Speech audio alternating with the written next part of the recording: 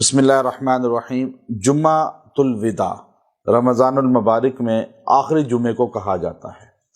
اب جمعۃ الوداع آپ کے قریب ہے بالکل، تو جمعۃ الوداع کا بڑا خاص عمل آپ کو دے رہا ہوں، مختصر عمل ہے۔ اگر آپ نے یہ عمل کر لیا آپ کو 3 اس کے فائدے ملیں گے۔ ایک فائدہ یہ ملے گا کہ اللہ آپ کو پورا سال فتوحات دے گا، یعنی ہر کام میں ترقی دے گا۔ کوئی کام بھی شروع کریں گے اس میں اللہ کی مدد شامل حال ہو جائے گی، آپ کو اس میں رکاوٹیں نہیں آئیں گی۔ بعض کا کام رک جاتے ہیں، چاہے وہ رزق کا ہو، شادی کا ہو، اولاد کا ہو، کوئی بھی زندگی کا شعبہ ہو، اس کی برکت سے آپ کو پورا سال معاونت ملے گی، ایک چیز۔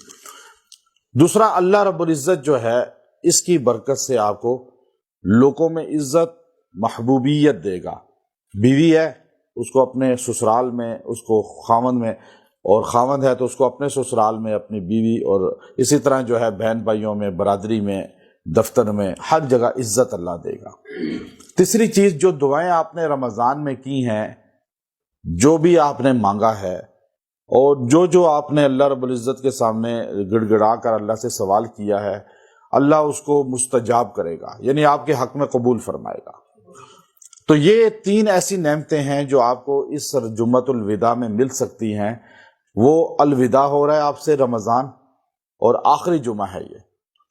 جمعۃ الوداع کوئی شرعی حیثیت نہیں ہے، یہ نام دیا گیا ہے ہم نے۔ وہ حجۃ الوداع تھا، آپ علیہ الصلوۃ والسلام دنیا سے رخصت ہو رہے تھے تو آپ کا حج تھا آخری، اسے حجۃ الوداع کہا جاتا ہے۔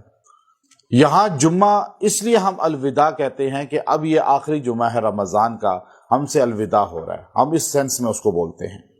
جمعۃ الوداع میں وہی سورہ جو نبی کریم علیہ الصلوۃ والسلام پہ حجۃ الوداع کے بعد نازل ہوئی، اور جس کو سن کر ابو بکر صدیق رضی اللہ تعالی عنہ رو پڑے، باقی صحابہ اس کی معانی کو نہیں سمجھ پائے تھے جو ابو بکر صدیق سمجھے تھے۔ اسے سورہ نصر کہا جاتا ہے، اذا جاء نصر اللہ والفتح۔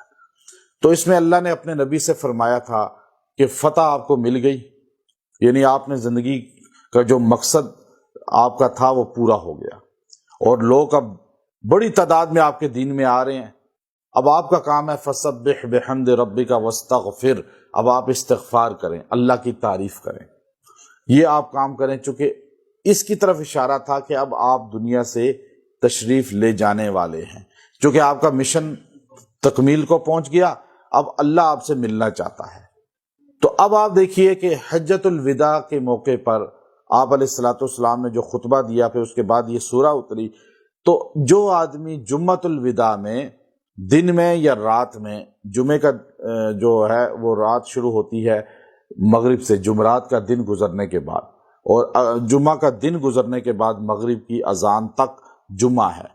اس پورے وقت میں جو آدمی 70 مرتبہ سورہ اذا جاء نصر اللہ پڑھے گا اور پڑھ کے دعا کرے گا، اللہ تبارک و تعالی اس کو وہ تینوں اعزاز عطا فرمائیں گے۔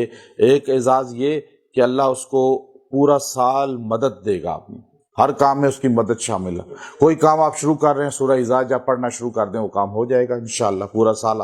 اور اسی طرح جو ہے لوگوں میں اللہ رب العزت محبوبیت دے گا، فیملی میں، خاندان میں، اس طرح۔